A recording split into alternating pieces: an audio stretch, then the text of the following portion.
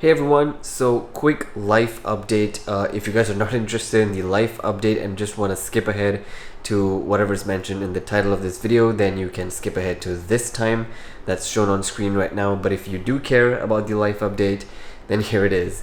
I've reached Mumbai. I'm here now. I've settled into my apartment right now. I won't say quite settled in yet because there's still a lot of mess in my room right now that I need to settle, so not yet settled in, but definitely that will be happening very soon. It was a very busy day today.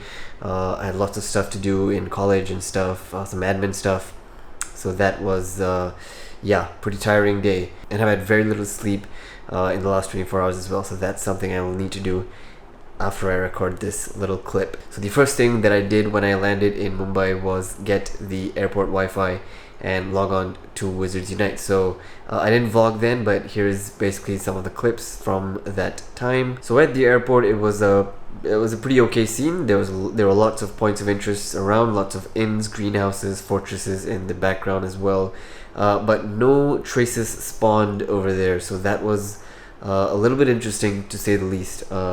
Because yeah, I was sitting there in that position for about a good 20-30 minutes, but there was no trace that appeared on the map. Then I headed to, like I said, I went to my college to do some errands, to do some admin stuff, and over there was, well, a little bit of a shock for me because there were absolutely no points of interest at anywhere near my college, and that was a little bit disappointing to say the least. But there were at least spawns happening at the college itself, so that's at least something I can look forward to every day. And of course, lastly, when I came here to the apartment, this was the scene over there. Pretty good, I would say. It's I wouldn't say it's rural. Maybe the right word to use would be suburban. There is a green inn that I kind of drift in and out of every now and then, so that's okay. I can get energy from that every now and then. But yeah, apart from that, there are fortresses a little bit far away, but definitely walkable distance.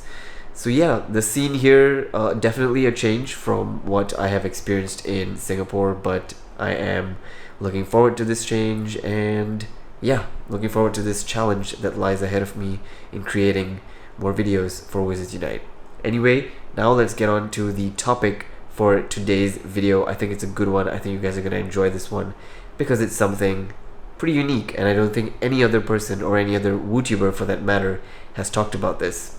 So let's dive right into how you can get quick, fast, and, well, sometimes reliable traces for any glyph that you trace on your screen. So yeah, it's a pretty neat trick, and I hope you guys enjoy the rest of this video.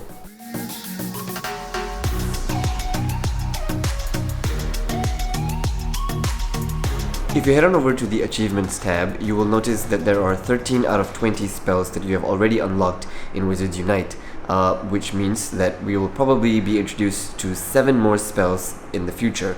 But for now, the 13 spells are listed here on screen for you to see, and among these 13 spells, this trick will only work on those spells which have straight lines in them. Now, this whole spell doesn't have to be all straight lines. Even if some part of the spell has a little bit of a straight line, it will still work on that. So actually, among these 13 spells, there are actually 10 of these spells that you can use this trick on pretty effectively. So the trick to this tracing trick is basically pretty simple. In theory, it's simple, but to execute it, it is a little bit difficult, but practice makes perfect. Now, you do want to make sure that you have a lot of spell energy on you, because if you fail to do this trick, you're going to be spending a lot of spell energy without even realizing it. So definitely stock up first and then try to attempt any of these tricks. So basically what you want to do is you want to place one finger on the trace, and then you follow it up with another finger, and then you lift that original first finger, and then you continue that trace, so on and so forth. So Arresto Momentum is pretty much the easiest and most standard spell that you can use this on, because it's the easiest to do it on. in my opinion. Now for those spells that I mentioned which only have a partial part of the spell which has a straight line, it works on those as well, but only up to the point where it is a straight line. For the rest of the spell, which is a curved area, those ones you still have to trace it your normal regular way. Now this trick will not work on only 4 of the spells that are currently available in Wizards Unite. Those 4 spells are Accio, the one that you use in Inns, and the other 3 are Expecto Patronum, Meteorologix Recanto, and Aguamenti. All of these spells have a curved trace to them throughout the entire spell, and hence you will not be able to use this.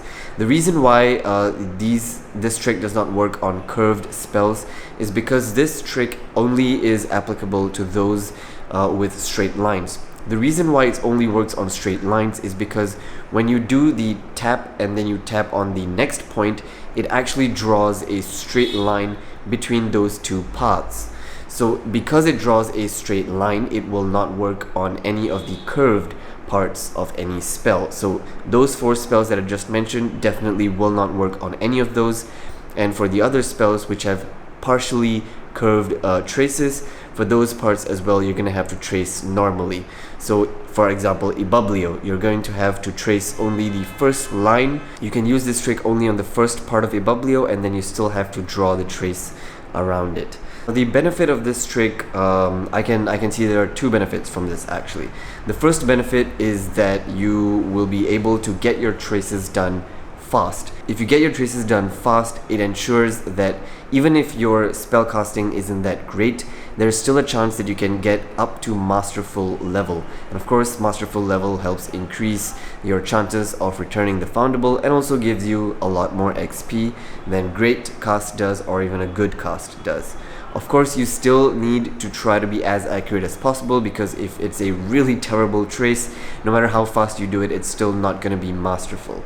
So to get masterful, you need to be fast and you need to be efficient to do this. I know I mentioned there were 2 reasons, but both those reasons have to do with the speed. The first reason, as I just mentioned, has to do with the fact that you can get as close to masterful as possible because of the speed at which you are tracing the glyph.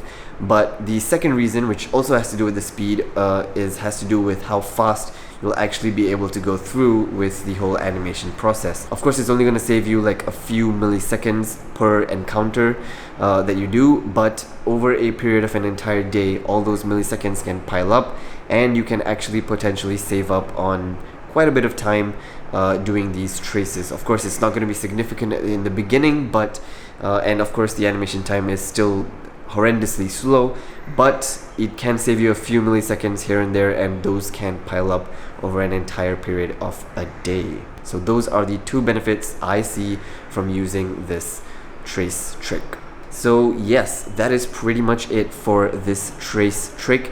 It's a pretty neat trick, I must say. When I first saw it, it was Elias, by the way, Elias, the Singapore's Wizards Unite Discord server leader.